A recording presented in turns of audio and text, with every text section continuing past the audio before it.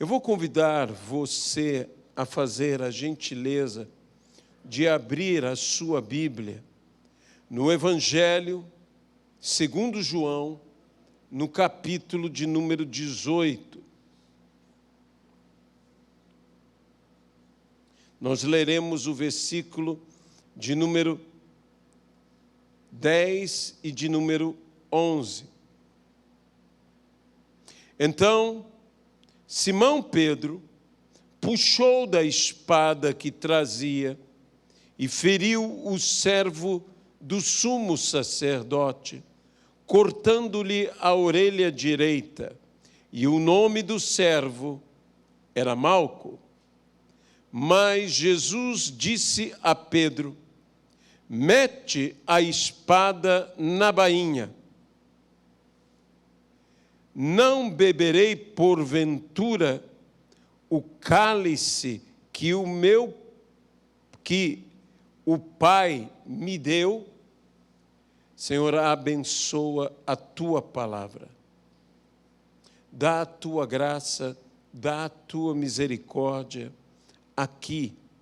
E que o Senhor possa conduzir, que o Espírito de revelação possa falar aos nossos entendimentos e aos nossos corações. Abençoa-nos, ó Pai, no nome de Jesus Cristo. Amém e amém, Pai. Este é um episódio que está relacionado àquele dia em que houve a ceia do Senhor, em que Jesus foi aprisionado, em que Jesus foi julgado. Este foi um dia muito tenso, muito difícil. E Jesus havia saído de ter participado da ceia do Senhor, que Ele estabeleceu, e que hoje aqui estamos para celebrar a ceia do Senhor, anunciando a morte do Senhor até que Ele venha. O Senhor saiu daquele lugar, daquele cenáculo, e caminhando com os seus discípulos, orava. Uma oração, eu creio que em voz alta, e que impressionou de tal maneira a pessoa de João, que ele tem registrado no seu Evangelho. Muitos anos depois, João escreveu estas palavras. E este episódio, o episódio de quando Jesus é entregue nas mãos destes homens, é um episódio narrado em todos os evangelhos. Em todos os evangelhos é narrado o que aqui aconteceu. João é o único que afirma qual dos discípulos de Jesus que cortou a orelha de Malco. Ele diz Pedro. Muitas pessoas veem a Pedro, principalmente por ter negado a Jesus Cristo, por ter tido aquele momento de fragilidade em sua vida, como covarde. Mas deixe-me dizer uma coisa, o Evangelho de João diz que uma corte, juntamente com os servos do sumo sacerdote, havia uma corte. Uma corte era muito mais do que uma centúria. Uma centúria era dirigida por um centurião, um chefe de 100. Uma corte era dirigida por um tribuno. E um tribuno era um chefe de 1000. Um tribuno era um chefe que era conhecido, vamos trazer a ideia de hoje, como um comandante. Isso seria um tribuno. Havia uma força militar, junto com aqueles homens que foram ali prender ao Senhor Jesus Cristo. Normalmente, uma corte, ela contava com mais de 700 homens de infantaria e mais de 200 homens, quase 300 homens da cavalaria.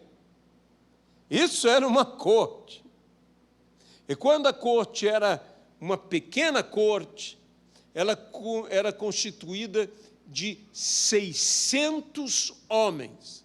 Então, o mínimo que havia aqui eram 600 homens armados para prender ao Senhor Jesus Cristo. E Pedro, num ímpeto, Pedro corajosamente, Pedro valentemente, Pedro sem entender, agiu sem entender o que Jesus estava dizendo, porque Jesus foi claro. Jesus disse: o Filho do Homem tem que ser entregue e crucificado. Jesus foi claro, mas Pedro foi, num ímpeto, defender ao Senhor. Quantas vezes nós defendemos ao Senhor fora da vontade do Senhor? Eu não sei se isso te perturba, mas a mim me perturba. Que eu posso defender ao Senhor totalmente fora da vontade do Senhor.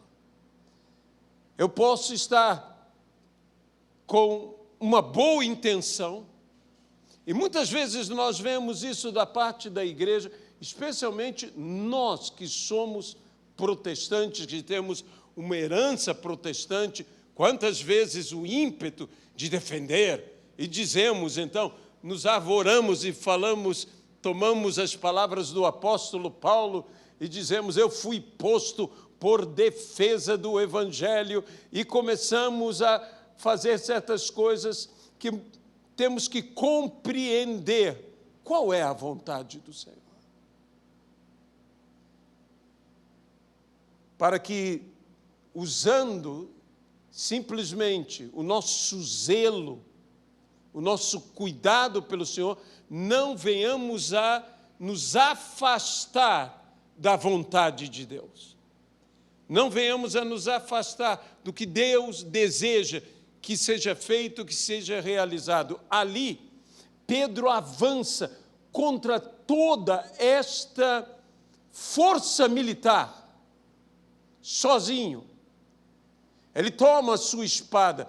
Alguns supõem que, de fato, era uma adaga, porque a palavra grega que é utilizada aqui, dizem alguns estudiosos, tanto serve para espada como serve para adaga. E se foi adaga, me mostra um Pedro mais impetuoso, mais louco para defender Jesus do que eu posso imaginar. E ali Pedro corta a orelha de Malco. Jesus diz uma palavra: guarda a tua espada. Na realidade, embainha, coloca na bainha a tua espada. A espada fora do lugar fará com que os homens simplesmente não possam ouvir. Mas a espada colocada no lugar, a espada mantida no lugar que ela deve estar, permitirá aos homens que eles tenham ouvidos para ouvir. Essa é uma expressão interessante das Sagradas Escrituras, mas notamos que Pedro tira o ouvido que poderia ouvir. E muitas vezes, as atitudes que nós, como igreja, estamos tendo, e usando não a espada do Senhor, mas a nossa espada. Temos que diferenciar entre a espada do Senhor, a espada do Espírito e a nossa espada. A expressão espada do Senhor, que é muito utilizada no Velho Testamento, é uma expressão de juízo. É uma expressão de Deus agindo em juízo. É espada do Senhor. Mas no Novo Testamento, quando se usa, e se usa duas vezes, e a espada do Espírito. É uma expressão relacionada à palavra de Deus. E que a Bíblia mesmo diz que nós devemos empunhar a espada do Espírito, que é a palavra de Deus. Nós devemos ter em nossas mãos essa espada, não aquela outra espada, não a espada que fere, mas essa espada, a espada do Espírito, segundo Hebreus, é dito que ela é penetrante e cortante. É mais afiada que uma espada de 2 gumes. Ela é afiada, ela é penetrante, ela é cortante, capaz de dividir alma e espírito, junta e medula. Sempre achei interessante a Bíblia colocar isso, que é algo dificílimo, até mesmo hoje, com a moderna medicina, a medicina até robotizada, é difícil dividir junta e medula. A junta faz a ligação, a medula é aquilo que gera vida. E assim, quando a Bíblia fala alma e espírito, a diferenciação entre alma e espírito é que espírito gera vida e alma é o elemento como junta, de ligação. Se você nunca entendeu a diferença entre alma e espírito, é a diferença entre junta e medula. Essa é a diferença. E quando a Bíblia diz que ela é capaz de dividir, eu diria, lembre-se que ela não é só cortante, ela é penetrante, ela é capaz de alcançar. A palavra de Deus é capaz de alcançar o espírito, a palavra de Deus é capaz de alcançar a alma. E nós precisávamos, ou precisaríamos, melhor dizendo, estar usando mais a palavra, estar usando mais a espada do Espírito do que a nossa espada. O que usaremos? A espada de Pedro? Ou a espada do Espírito? A espada de Deus. Deus nos tem dado a espada dele. Eu acho isso grandioso. Sabe, Saul, que não era esse exemplo de pessoa que nós gostaríamos que ele fosse, foi capaz de dar a espada dele para que Davi usasse. E Davi não pôde usá-la. Mas o interessante é que Deus nos dá a espada do Espírito, a espada de Deus. E Ele nos capacita a usá-la.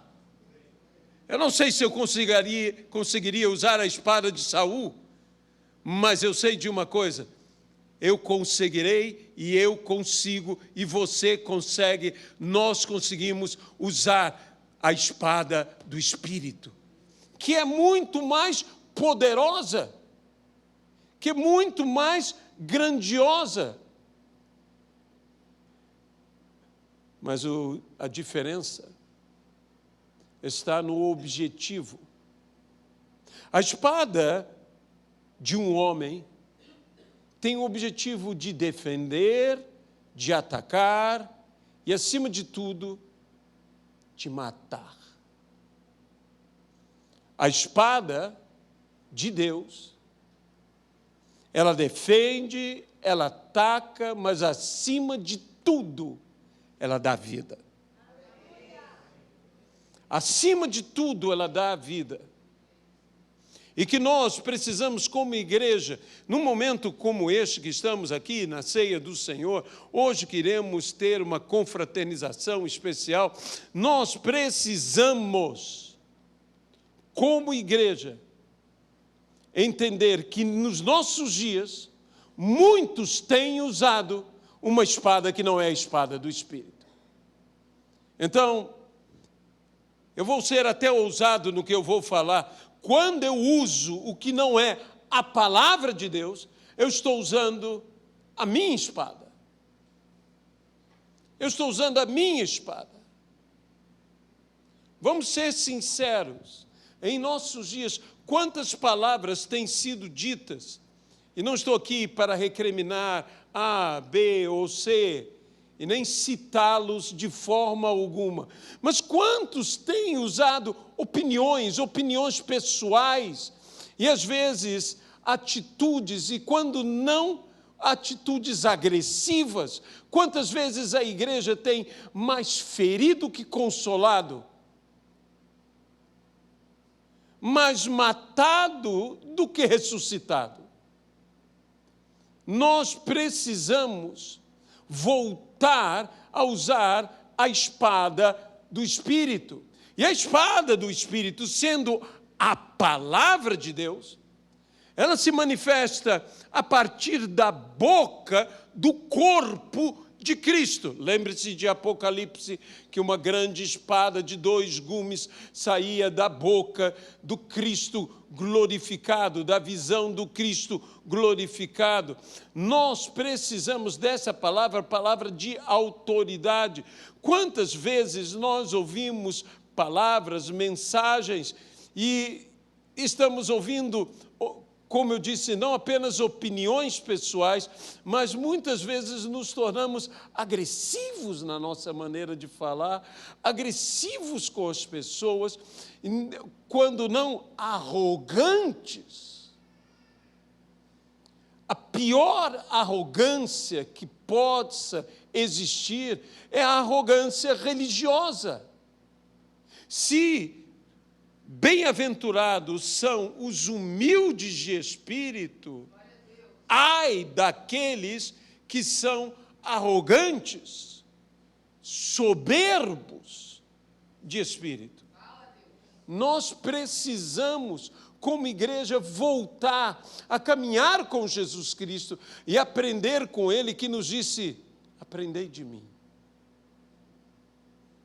Aprendei de mim, que sou manso e humilde de coração, e achareis descanso para vossas almas. Eu quero aprender de Jesus.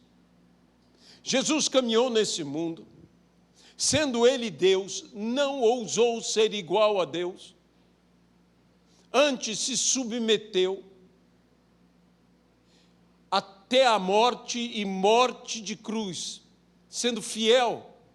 E nós devemos ter a mesma atitude, nós devemos agir da mesma forma, nós devemos saber caminhar como o Senhor Jesus caminhou. Jesus caminhou na dependência. Se existe uma vida de fé que eu possa definir como vida de fé, é uma vida na total dependência de Deus. Isso é fé. Se eu dependo de Deus para tudo, em todo o momento, isso é fé. E o justo não viverá pela sua justiça. Era algo que nós poderíamos dizer: um justo vive conforme, um justo vive pela sua justiça. Mas o justo Não viverá pela sua justiça, embora seja justo, ele viverá pela fé. E quando você vive pela fé, você vivencia a sua fé. Você pratica, você experimenta a sua fé. Deixa-me dizer uma coisa, que a frase não é minha, a frase é de Billy Graham. Eu achei tão espetacular essa frase, que ele diz algo a respeito desta situação. Ele diz: o grande perigo, espero não cometer um erro, mas o espírito da frase eu vou dizer corretamente. O grande perigo não está no explosivo Pedro. O grande perigo está no Judas que beija. Se eu não me engano, ele diz que sorri e beija. Esse é o grande perigo. O grande perigo. E só nesta situação aqui nós notamos como é fácil julgarmos a Pedro.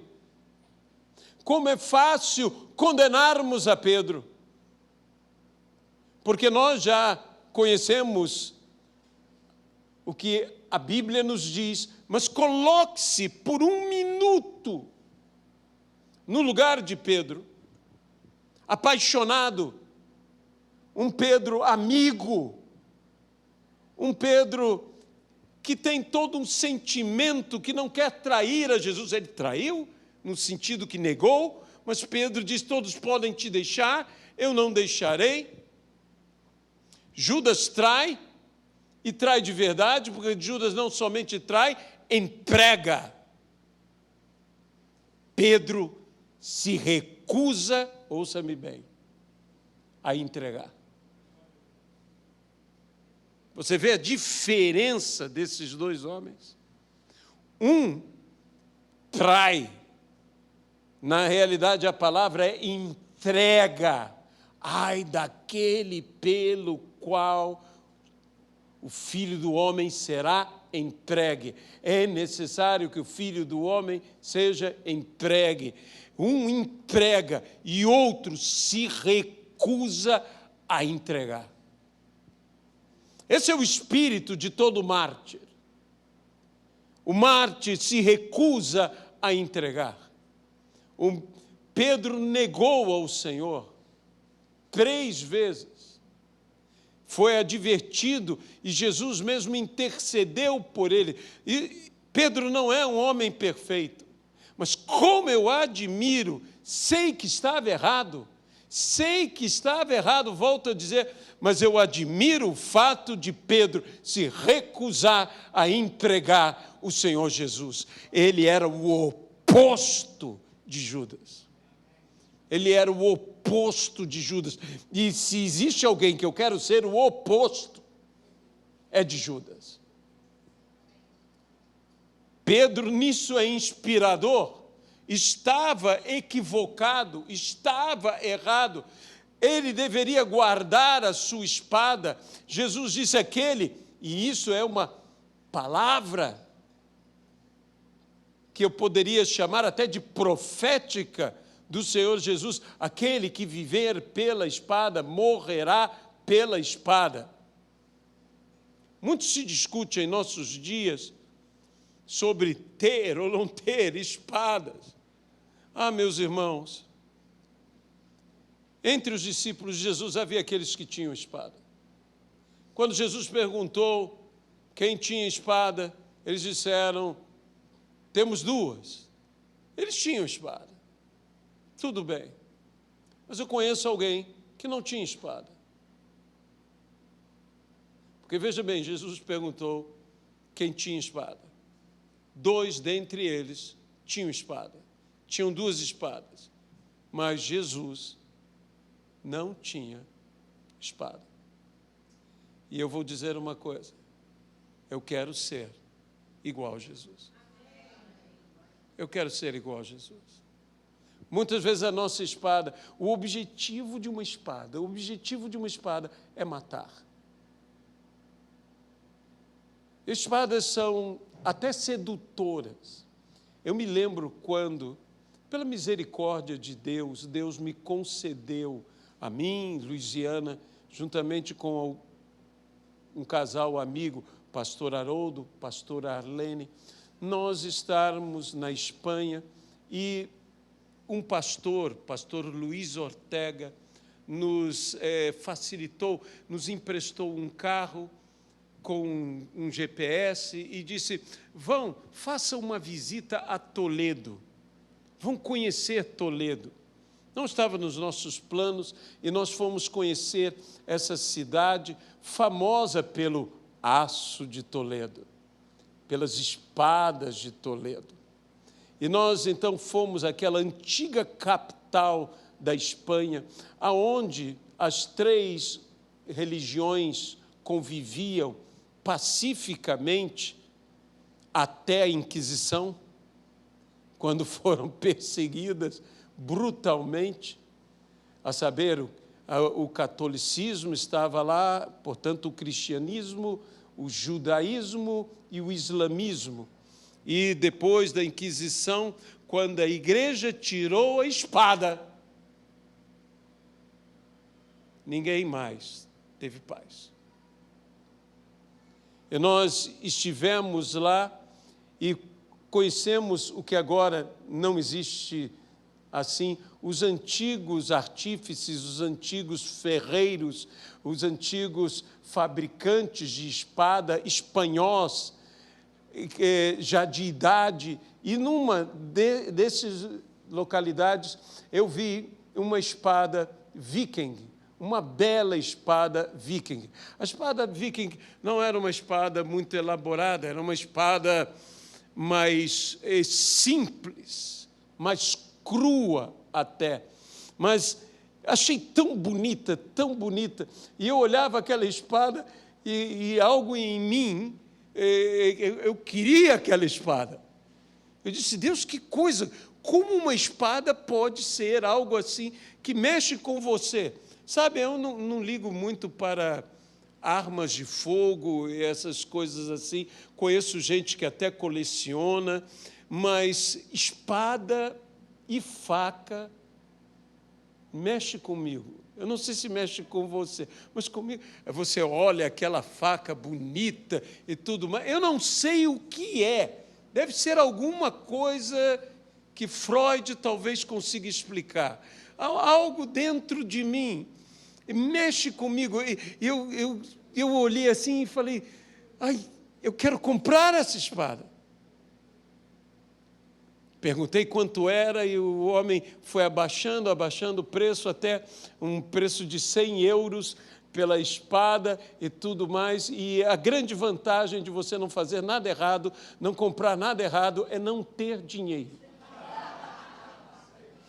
Quando você não tem dinheiro, meu irmão, você não consegue comprar nada de errado. É um negócio muito interessante. E eu, mais ou menos, me sentia como Pedro, ouro e prata eu não tenho. Ai, meu pai, que situação. Queria comprar a espada, mas não pude comprar a espada, porque estava limitado. Eu falei, eu não vou gastar o dinheiro tendo que fazer outras coisas, eu não vou gastar aqui. Mas mexeu comigo aquela espada. E espadas mexem conosco. E espadas nos seduzem. Mas quando você tem uma espada, o grande perigo é você usar a espada. E quando nós temos essa espada, que é a nossa espada, meu irmão, uma espada fora da bainha, está pronta a ser usada até acidentalmente. Uma espada fora da bainha poderá ferir, poderá cortar alguém, não de propósito, mas por acidente. Simplesmente porque ela está fora de um lugar seguro. Fora da bainha. Embainha a tua espada. É hora de nós colocarmos as nossas espadas na bainha para usarmos finalmente, aquela espada que nunca deve estar fora da bainha, que acidentalmente pode alcançar o coração dos homens, que é a palavra de Deus. Que acidentalmente poderá marcar, poderá produzir algo na vida dos homens, mesmo que não tenhamos a intenção. Acidentalmente, estou usando esse termo, perdoe-me por não ter um termo melhor. Porque uma vez que a espada do Espírito, a palavra de Deus, esteja sempre em nossas mãos, esteja sempre em nossas vidas, ela é afiada, ela é penetrante, ela encosta e já corta. Ela tocará, ela alcançará. Quanto mais quando a usarmos, como devemos usar, porque procura apresentar-te diante de Deus como um obreiro que nada tem do que se envergonhar e que maneja bem a palavra da verdade. Nós temos que manusear bem a palavra da verdade, nós temos que utilizá-la corretamente. Nós temos que apresentar, e para apresentar, nós temos que estar preparados, adequados, capacitados. Como nos capacitamos, pastor? Em primeiro lugar, eu diria, sendo obreiro aprovado, que nada tem de se envergonhar. É isso que nós devemos procurar ser. É isso que nós devemos procurar viver, lutar. E saber que nós temos que guardar as nossas espadas, nós temos que colocar a nossa espada, a minha espada, os meus argumentos, as minhas opiniões, os meus preconceitos. Eu tenho que tomar todas essas coisas e eu tenho que colocar isso tudo na bainha, eu tenho que colocar ali. Eu sei, você quer ver uma coisa? Quando você tem uma opinião e alguém mostra que a tua opinião está errada ou que você está errado, você já viu que o nosso impulso é levantar um exército de argumentos e nos defender, em vez de nos envergonhar ou nos arrepender e mudar. Nós levantamos. Às vezes até mesmo a pessoa sabe, a pessoa percebe, e ela então começa a dar uma série de argumentos, uma série de desculpas. Mas tem isso, mas tem aquilo e tudo mais. Por quê? Porque a espada, meu irmão, os nossos argumentos, essa espada, ela não se rende. Quem toma a espada encara tudo como uma guerra. Passa tudo a ser uma batalha. Nós temos, volto a dizer, que guardar as nossas espadas e que empunhar a espada do Espírito. Nós temos que parar, como igreja, de usar a espada de Pedro. E eu volto a dizer, eu não estou contra o pobre Pedro. Admiro esse homem, admiro. E como eu disse e repito, Judas entregou Jesus e Pedro se recusou a entregar. Só nisto, Pedro tem todo o meu respeito. Todo o meu respeito. Mas nós temos que, como igreja, parar de usar. Quantas vezes nós, entre nós, parecemos estar discutindo, somos tão teológicos, somos tão puristas, somos tão legalistas por vezes, estamos tão presos. Claro, eu não estou dizendo que devemos aceitar heresias, eu não estou dizendo que devemos aceitar falsos ensinos, falsos profetas, falsos apóstolos, falsos mestres. Eu não estou dizendo nada disso, mas eu estou dizendo, basta de um irmão levantar a espada contra outro irmão. Às vezes o que nós deveríamos estar usando, estamos usando da forma errada. A espada do Espírito não foi feita para que irmão lute contra irmão. Nós não podemos usar a espada do Espírito para atacar nossos irmãos.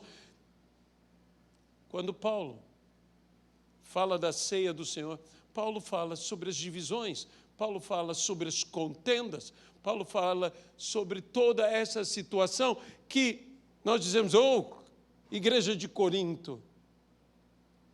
Mas não era só na igreja de Corinto. Isso acontece em nosso meio, isso acontece em nossos dias. Nós temos que ter um outro espírito, nós temos que ter uma outra maneira de ser. Nós temos que ser fiéis seguidores do Senhor Jesus. Nós temos que nos tornar fiéis seguidores do Senhor Jesus.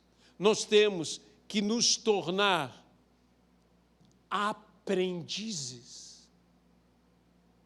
E aprendei de mim. Eu quero aprender do Senhor.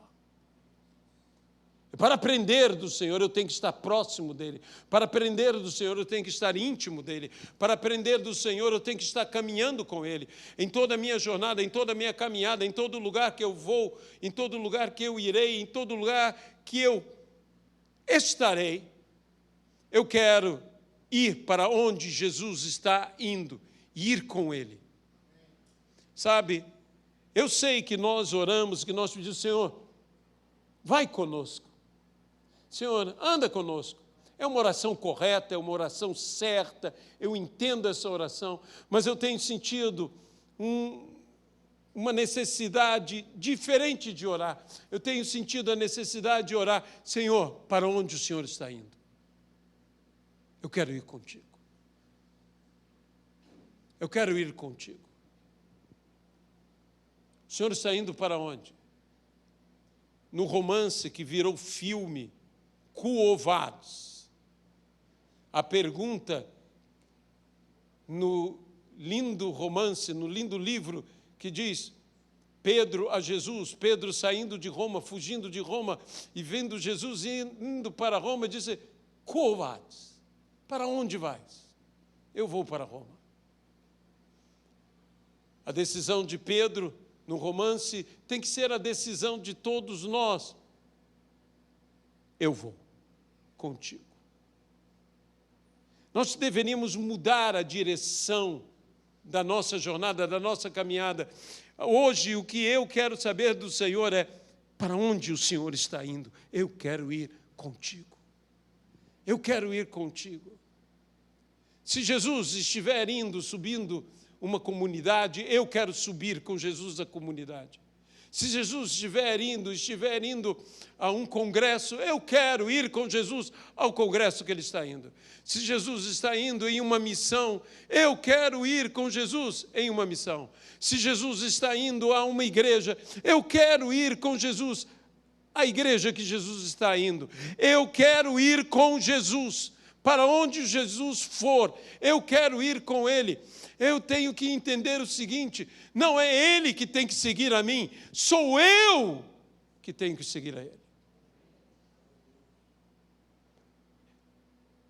Não é errado, por favor, não me entenda mal, não é errado essa oração tão linda, Senhor, vem estar conosco, Senhor, vem junto, Senhor, vai junto comigo.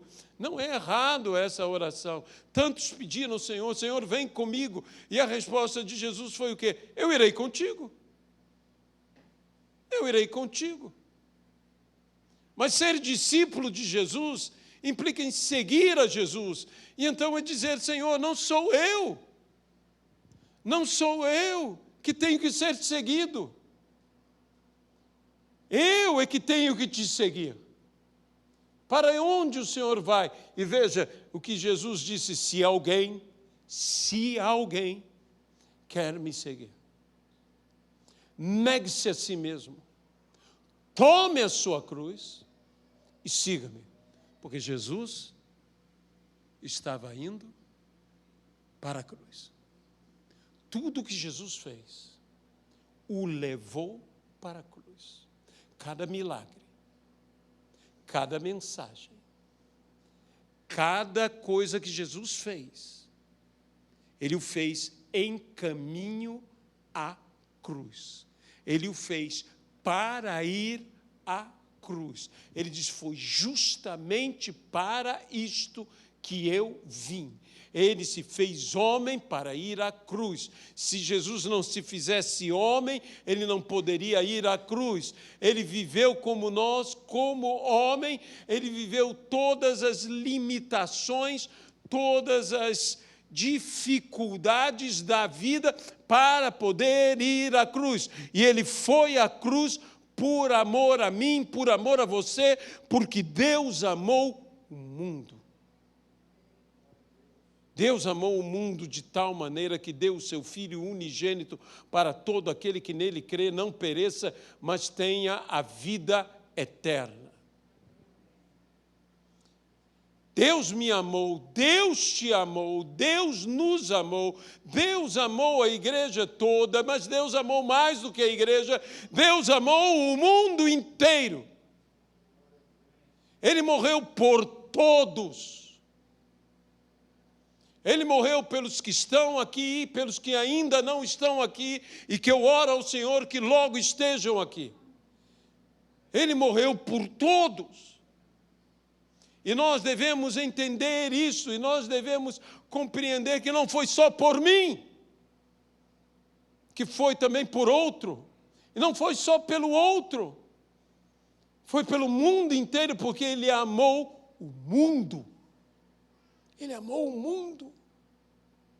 Ele amou o perverso, Ele amou o mal, Ele amou o iníquo, Ele amou a quem eu não suporto, Ele amou, e eu também tenho que, na semelhança dEle, aprender com Ele a amar. Haverá muitos que eu direi: Senhor, como amá-los? Como amá-los? Eu não consigo amá-los. Guarda, em primeiro lugar, a tua espada. Eu não consigo. Eu me coloco agora no lugar de Pedro, eu vejo esse Malco na minha frente. Todo mundo tem um Malco na sua frente.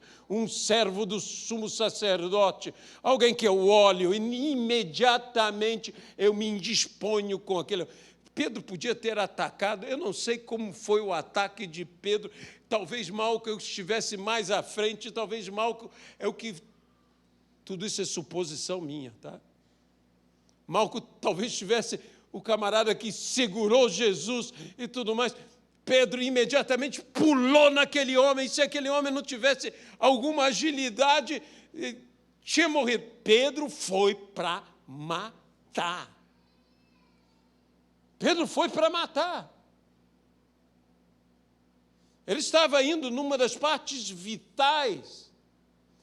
Tirou o ouvido direito daquele homem.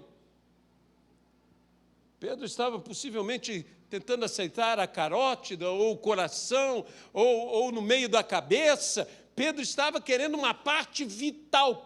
Pedro queria matar. E sabe qual é o problema da igreja? É que a igreja, quando avança, a igreja, quando ataca, ataca para matar.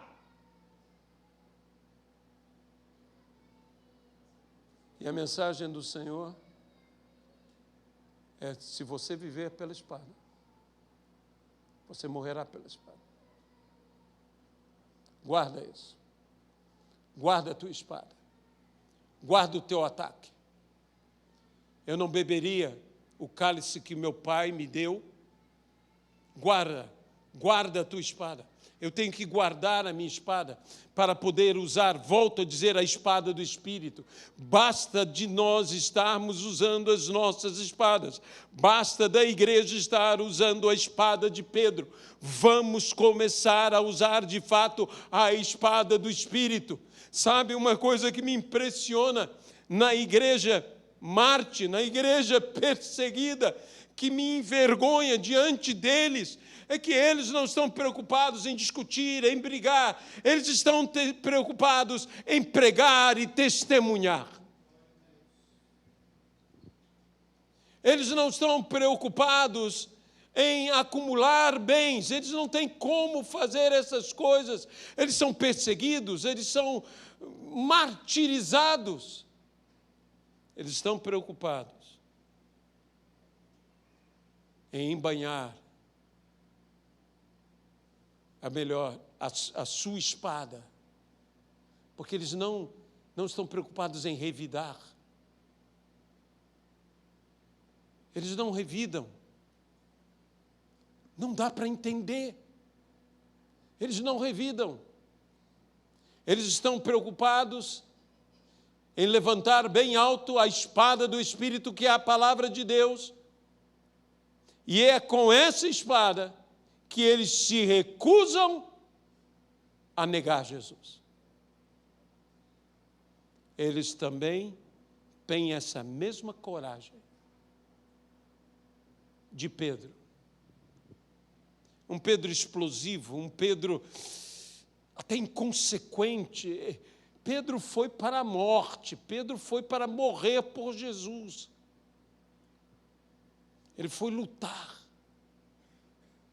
Eu acho que a ideia de Pedro, na minha cabeça, era arrancar Jesus daquelas pessoas, jogar Jesus para os outros, morrer ali. Esse sou eu que imagino. Dizer, fujam com Jesus, Jesus, foge, Jesus.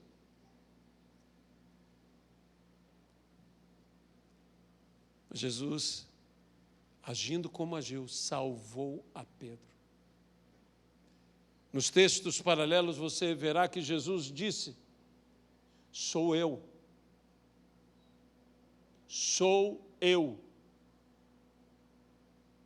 E quando Jesus disse, sou eu, quando Jesus afirmou que era ele, a Bíblia diz que todos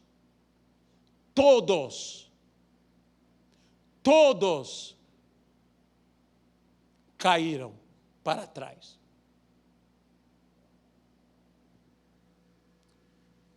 Não é a espada de Pedro que derruba, ela apenas fere. É a palavra de Jesus que derruba. Eles se levantaram e Jesus disse, eu já vos disse, sou eu. E eles caíram de novo. Sabe, Jesus tinha que ser como ovelha muda diante dos seus tosqueadores. Porque se Jesus começasse a falar a sua palavra, falar a palavra de autoridade, ninguém conseguiria fazer nada. Ele apenas em afirmar, sou eu, todos caíram. Todos caíram. Meu irmão, para quê? Agora eu te pergunto, para que vamos usar algo infinitamente mais medíocre do que usarmos algo infinitamente mais poderoso? Para que eu vou usar a minha espada quando eu tenho a espada de Deus? Quando eu tenho a palavra de Jesus. E a Bíblia diz, se ouvirdes as minhas palavras e guardardes as minhas palavras, ou seja, e praticardes as minhas palavras, pedireis o que quiserdes ao Pai, e o Pai o fará. Que poder impressionante. Duas espadas. Aqui havia duas espadas. Sim, havia 2 espadas entre os discípulos. Não, eu não estou falando dessas 2 espadas. Eu estou falando que aqui havia 2 espadas. A espada de Pedro, a espada do homem e a espada de Deus. A espada de Pedro apenas podia ferir e, no muito, matar. Mas a espada de Deus, a palavra de Deus, manifestada pelos lábios de Jesus Cristo, derrubou todos os seus perseguidores. Monte a imagem por 1 minuto em sua cabeça. Uma corte, fora as autoridades, os guardas do templo. Talvez 600 homens, se não mais de 700 homens de infantaria. Talvez ainda mais de 200 homens montados a cavalo. Tudo isso naquela noite. Tudo isso para prender, capturar a Jesus Cristo. E Jesus Cristo diz: sou eu. Tudo isso cai por terra. Não importa o que levantem contra você, pela palavra de Deus, pela espada do Espírito, tudo cai por terra.